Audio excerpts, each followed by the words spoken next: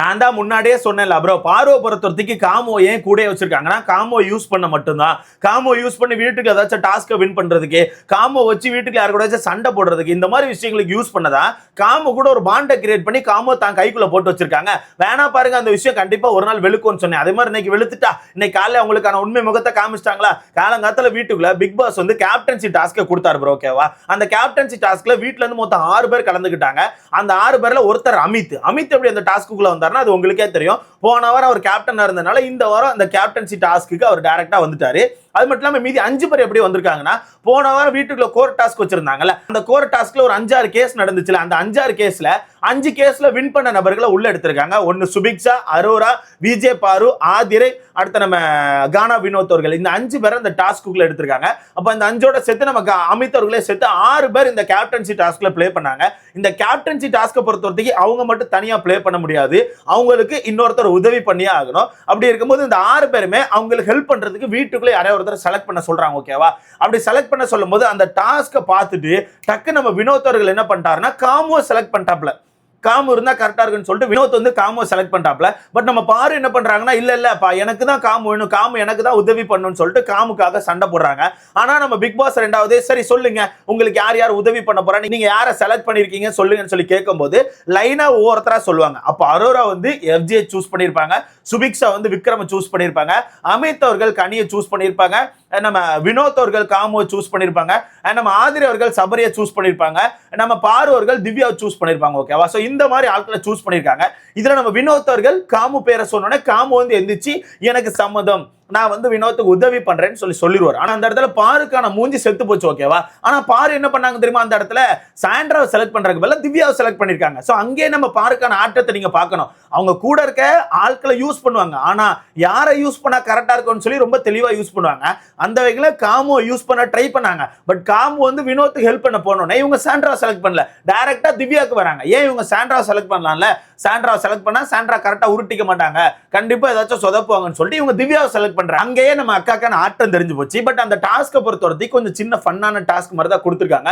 அந்த டாஸ்க் எப்படின்னா, இப்போ அந்த கேப்டன்சி டாஸ்க்கு போட்டி போடுறாங்கல்ல, அவங்க வந்து ஒரு ஸ்கேட் போர்ட் மாதிரி ஒன்று கொடுத்துருக்காங்க, ஓகேவா. அந்த ஸ்கேட் போர்ட் மேல படுத்துட்டு ஃப்ரண்ட்ல வந்து ஒரு பக்கெட் கொடுத்துருக்காங்க. அந்த பக்கெட்டை தரையா அமைக்க வச்சிருக்கணும். அந்த பக்கெட்டுக்கு ஃப்ரண்ட்ல வந்து ஓட்டை போட்டு வச்சிருக்காங்க, ஓகேவா. அப்போ இவங்க படுத்துட்டு அந்த பக்கெட்டை பிடிச்சிக்கணும். அந்த ரூம் ஃபுல்லாவே நிறைய பந்து கிடக்கு, ஆக்டிவ் ஏரியா ஃபுல்லாவே நிறைய பந்து இருக்கு. அப்போ இவங்க படுத்திருக்கும்போது இவங்களால ஃப்ரண்ட்ல போக முடியாதுல்ல, ஏன்னா இவங்க கை கால் எதுவுமே தரைக்கு வரக்கூடாது. அதனால இவங்க சூஸ் பண்ணிருப்பாங்களா ஒருத்தவங்களை உதவி பண்றதுக்கு, அவங்க என்ன பண்ணா இவங்களுக்கான காலை பிடிச்சு அப்படியே தள்ளிக்கிட்டே போகணும். அப்படியே உங்களுக்கான காலை பிடிச்சு அப்படி தள்ளிட்டே போனோம். அப்படி தள்ளிட்டே போகும்போது அவங்க அப்படியே அந்த பக்கெட்டை தரையில வச்சு மெதுவா அப்படியே தள்ளிட்டு போய் அப்படியே ஒவ்வொரு பாலா கலெக்ட் பண்ணணும். அப்படி கடைசி பஸ்ஸர் அடிக்கும் போது யாருக்கிட்ட அதிகப்படியான பால்ஸ் இருக்கோ அவங்க தான் இந்த டாஸ்க்கை வின் பண்ணுவாங்க. அப்படி பார்க்கும்போது நம்ம வினோத் அவர்கள் தான் அதிகப்படியான பால்ஸை வந்து செலக்ட் பண்ணிட்டாங்க. பட் அந்த டாஸ்க்கை பொறுத்தவரைக்கும் கொஞ்சம் ஃபன்னா இருந்துச்சு. ஏன்னா பார்வை தள்ளுறதுக்கு நம்ம திவ்யா வந்திருந்தாங்கல்ல, திவ்யாவை முக்கி தள்ளுறாங்க. பட் பாரு ஏதாவது முக்கில போய் மாட்டிக்கிறாங்க. அதே மாதிரி ஆதிரையை பொறுத்தவரைக்கும் நம்ம சபரியை செலக்ட் பண்ணியிருந்தாங்க, சபரி ஒரு முக்கில போய் சாத்தி வச்சுட்டாப்ல. இந்த மாதிரி நிறைய பேர் கொஞ்சம் சொதப்பதான் செஞ்சாங்க. ஆனா இங்க விக்ரம் வந்து ரொம்பவே சொதப்பின மாதிரி நான் பார்த்தேன். விக்ரம் வந்து சுபிக்ஷாவை தள்ளிட்டு இருந்தாப்ல. பட் அவர் நினைச்சா வேகமா தள்ளிட்டு போய் நிறைய பால்ஸை கலெக்ட் பண்ணிருக்கலாம். பட் அவர் ஏதோ செத்த கோழி மாதிரி மெதுவா தள்ளிட்டு இருந்தாரு, ஓகேவா. சோ இந்த மாதிரி டாஸ்க் எல்லாருமே கொஞ்சம் சொதப்பி தான் பண்ணிட்டு இருந்தாங்க. இதுல நம்ம காமு மாமா தான் வினோத் ஒரு மாதிரி தள்ளி பால் எல்லாம் கலெக்ட் பண்ணிட்டாப்ல. இதுல நம்ம சாண்ட்ரா அவர்கள் மட்டும் தனியா இருக்காங்கல்ல, ஏன்னா மொத்தம் 12 பேர் இந்த டாஸ்க்குள்ள போயிருவாங்க, சாண்ட்ரா மட்டும் தனியா இருக்காங்க. அப்ப சாண்ட்ராவை பிக் பாஸ் என்ன சொல்றாருன்னா, நீங்க தான் இந்த டாஸ்க்கு நடுவரா இருக்க போறீங்கன்னு சொல்றாங்க. அப்ப நடுவர் அங்க ஒரு வார்த்தை விடுறாங்க. நடுவர் அந்த டாஸ்க் ஆரம்பிக்கிறதுக்கு முன்னாடி ஒரு வார்த்தை விடுறாங்க. என்ன வார்த்தை விடுறாங்கன்னா, இங்க பாருங்க, உங்க கை வந்து தரையில பட்டாலோ இல்ல நீங்க பால் எடுத்து நீங்களே பேஸ்கெட்டுக்குள்ள தள்ளினாலோ இந்த மாதிரி பண்ணா இந்த டாஸ்க் விட்டு நான் உங்களை தூக்கிடுவேன்னு சொல்லிட்டு நம்ம சாண்ட்ரா சொல்றாங்க. இது எங்கேயா கேட்ட மாதிரி இருக்குல்ல, எங்க கேட்டிருக்கோம். பார்வதி அவர்களுக்கான கேப்டன்சி டாஸ்க், பார்வதி சபரி இவங்களுக்கான சண்டையில கனியவர்கள் இதே மாதிரி தானே ஒரு வார்த்தை விட்டுருப்பாங்க. நீங்க ஃபவுல் கேம் ஆடினா நான் வந்து உங்களை டிஸ்குவாலிஃபை பண்ணிடுவேன்னு சொல்லியிருப்பாங்க. அது உண்மையாவே இங்க ஃபவுல் கேம் நிறைய நடந்துச்சு. அதனால 3வது ரவுண்ட்ல அவங்க அப்படி சொன்னாங்க, அங்க டிஸ்குவாலிஃபை பண்ணாங்க. அதுக்கு தான் சாட்டர்டே சண்டேல பஞ்சாயத்து நடந்துச்சு. அதுக்கு நம்ம சாண்ட்ரா தான் வந்து சொன்னாங்க டிஸ்குவாலிஃபை பண்ண இவங்க யாருன்னு சொல்லிட்டு. ஆனா அதே சாண்ட்ரா இன்னைக்கு இந்த டாஸ்க்ல நீங்க தப்பா பிளே பண்ணா உங்களை இந்த ஆட்டத்தை விட்டு தூக்கிறேன்னு சொல்றாங்க. அப்ப என்ன டிஃபரன்ஸ் இருக்கு, என்ன டிஃபரன்ஸ் இருக்கு. அன்னைக்கு கனி பண்ணது தப்புன்னு சொல்லிட்டு சாட்டர்டே சண்டேல போய் முட்டி ஒரு டிராமா கிரியேட் பண்ணிச்சு நம்ம சாண்ட்ரா. பட் இன்னைக்கு அதே சாண்ட்ரா நீங்க கையை தரையில வச்சாலோ இல்ல கால் தரையில பட்டாலோ இல்ல பால் எடுத்து நீங்க பாஸ்கெட்ல போட்டாலும் உங்களை நான் ஆட்டத்தொட்டு தூக்கிறேன்னு சொல்றாங்க. இவ்வளவுதான் கைஸ், இவ்வளவுதான். ஓகேவா? அவங்க பண்ணும்போது அன்னைக்கு ஒரு டிராமா, இன்னைக்கு ஆனா அவங்க பண்ணுவாங்க, அதை யாரும் தட்டி கேட்க மாட்டாங்க. அவ்வளவுதான். மொத்தத்துல இந்த டாஸ்க்ல கடைசியில நம்ம வினோத் அவர்கள் வின் பண்றாப்ல, ஒரு 32 பால கலெக்ட் பண்ணியிருந்தாப்ல. நிறைய பேர் நல்லா கலெக்ட் பண்ணியிருந்தாங்க. நம்ம சுபிக்ஷா பொறுத்தவரைக்கும் 29 பால், அரோரா 30 பால், வினோத் 32 பால், அப்புறம் ஆதிரை 28 பால். நிறைய பேர் நிறைய பால்ஸ் செலக்ட் பண்ணியிருந்தாங்க. ஆனா நம்ம பாரு 29 பால் நிறைய கலெக்ட் பண்ணியிருந்தாங்க. எல்லாருமே சூப்பரா தான் பண்ணியிருந்தாங்க, குறை சொல்ல முடியாது. ஆனா இந்த டாஸ்க் முடிஞ்சு வெளியே வந்தோடனே நம்ம பாரு வந்து காமு கிட்ட சண்டை போடுறாங்க. நான் உனக்கு பல இடங்களை சப்போர்ட் பண்ணியிருக்கேன், நீ எனக்கு சப்போர்ட் பண்ணல, நீ இப்படித்தான் பண்ணுவேன், நான் மட்டும் தான் உனக்கு பண்ணிட்டு இருக்கேன் சப்போர்ட், நீ எனக்கு பண்ணவே மாட்டேங்கன்னு சொல்லி சண்டை போடுறாங்க. அப்ப அந்த இடத்துல காமு சொல்றான், இது கேம், அவன் என்ன ஃபர்ஸ்டே செலக்ட் பண்ணிட்டான், நான் அதனால அவனுக்கு ஹெல்ப் பண்ணேன், இது என்ன நான் உனக்கு பண்ணும், இதனால தான் நான் சொல்லிக்கிட்டே இருக்கேன் நம்ம 2 பேரும் தனியா கேம் ஆடலன்னு சொல்லிட்டு நீ தான் புரிஞ்சுக்க மாட்டேங்க. அப்புறம் பேசுவோம்னு சொல்லி பேசவும் செய்யற, அப்புறம் ஆட்டத்துல உதவி பண்ணலன்னு சொல்லி சண்டைக்கும் வர, இப்பெல்லாம் என்கிட்ட பண்ணாத, இந்த விஷயத்தை என்கிட்ட வச்சுக்காதன்னு சொல்லிட்டு ஒரு மாதிரி காமு டென்ஷனாகி சண்டைக்கு போயிட்டாப்ல. பட் இருந்தாலும் பாரு விடுற மாதிரி தெரியல, நீ எனக்கு சப்போர்ட் பண்ண மாட்டேங்க, நீ எனக்கு சப்போர்ட் பண்ண மாட்டேங்க, பல இடங்களில் நான் உனக்கு சப்போர்ட் பண்ணிட்டு இருக்கேன், நீ எனக்கு சப்போர்ட் பண்ண மாட்டேங்கன்னு சொல்லிட்டு பாரு குதிச்சிட்டு இருக்காங்க, கடந்து சண்டையை போட்டு உருண்டு இருக்காங்க. இதுல நம்ம காமு டென்ஷனா வீட்டுக்குள்ள போயிட்டாப்ல. அதுக்கப்புறம் தான் வீட்டுக்குள்ள நம்ம வினோத் அவர்கள் அந்த டீம் பிரிக்கிற மேட்டரை கொண்டு வரப்பல. அதான் அந்த பிரமோல ஒரு சண்டை வந்திருக்கும்ல. இது என்ன சண்டைனா, நம்ம பாரு சாண்ட்ரா இவங்க 2 பேரும் கிளீனிங் டிபார்ட்மெண்ட், அதாவது வீடு மொத்தமா அவங்க தான் கிளீன் பண்ணுவோம். ஓகேவா? எல்லா இடமும் அவங்க தான் பெருக்கி எடுக்கணும். இவங்க 2 பேரும் அங்க விட்டுருக்காங்க. கிச்சன் டீம்ல மொத்தம் 5 பேர் இருக்காங்க.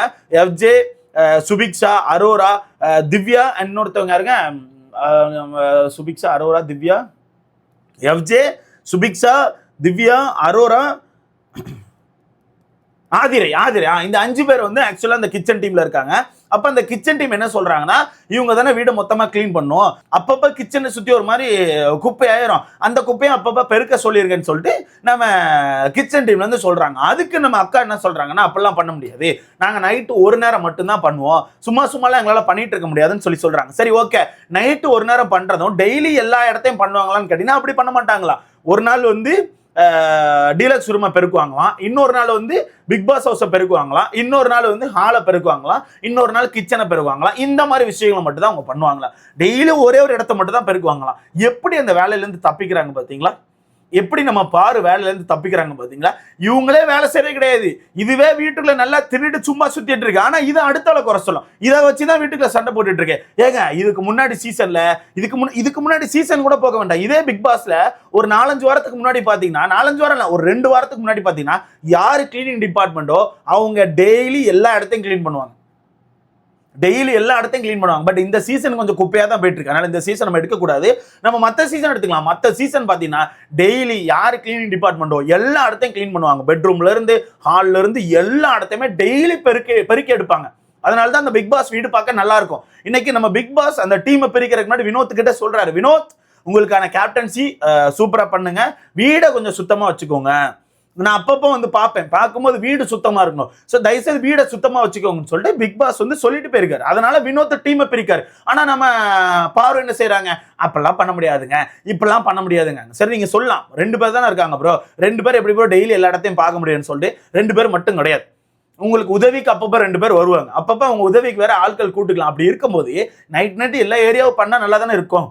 ஆனா அவங்க அந்த இடத்துல அவங்களுக்கு ஏற்ற மாதிரி ஒரு விஷயத்தை ஃபிக்ஸ் பண்ணிப்பாங்களா, டெய்லி ஒரு இடத்த மட்டும் தான் பண்ணுவாங்களா. அப்ப கிச்சன் டிபார்ட்மெண்ட்ல இருக்கவங்க மட்டும் டெய்லி உட்காந்து சமைச்சுக்கிட்டே இருக்கான்மா, காலைல இருந்து அவன் சமைச்சுக்கிட்டே இருக்கான். அதே மாதிரி ரெஸ்ட் ரூம் டிபார்ட்மெண்ட்ல இருக்கவன் காலைல இருந்து கழுவிக்கிட்டே இருக்கான். அப்ப அவங்க எல்லாம் பைத்தியக்காரர், நீங்க மட்டும் தெளிவா இருக்கீங்களா? ஒரு வேலை பார்க்கறது கிடையாது பாரு, நல்லா தின்னுட்டு நல்லா காமு கூட ஸ்மோக்கிங் ரூம் சுத்துறது மட்டுமே வேலை. அதை தாண்டி வீட்டுக்குள்ள ஒரு இளவு வேலையும் பார்க்கறடே, கேட்டா வாய்க்கிலேயே என்னத்தையா பேச மட்டும் செய்யுது, நாங்க இப்படி பண்ணுவோம் அப்படி பண்ணுவோம்னு சொல்லிட்டு.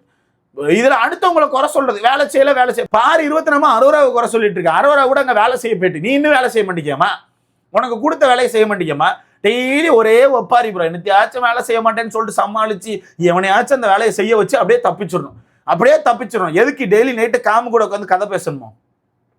இதுல காமு அந்த இடத்துல சண்டையை போட்டு போனான்ல, இந்த மாதிரி என்கிட்ட வேலையை வச்சுக்காதன்னு சொல்லிட்டு எல்லாம் முடிஞ்சு எல்லாம் டீம் எல்லாம் பிரிச்சு முடிச்சதுக்கு அப்புறம் திருப்பி போயிட்டு பார்வை கட்டி பிடிச்சிட்டு இருக்கான். பாரு சொல்லும் கோவப்படாதமான்னு, ரெண்டும் திருந்தாது ப்ரோ, ஒரு இளவும் சொல்றதுக்குல. மொத்தத்துல வீட்டுக்குள்ள பாரு அவங்களுக்கான எச்ச வேலைகளை காமிச்சிட்டு இருக்காங்க. வினோத் ஓரளவு சமாளிச்சு கொண்டு போயிட்டு இருக்காப்ல. வினோத் கேப்டன் ஆனது வீடு மொத்தம் ஹாப்பி ப்ரோ, வீடு மொத்தம் இல்ல, வெளியும் நிறைய மக்கள் ஹாப்பியான மாதிரி எனக்கு ஃபீல் ஆகுது. நீங்க ஹாப்பியா இருந்தீங்கன்னா மறக்காம கமெண்ட்ல போடுங்க. பார்வை பத்தி உங்களுக்கான கருத்துன்னு சொல்லிட்டு மறக்காம கமெண்ட்ல போடுங்க. அடுத்த பார்க்கலாம்.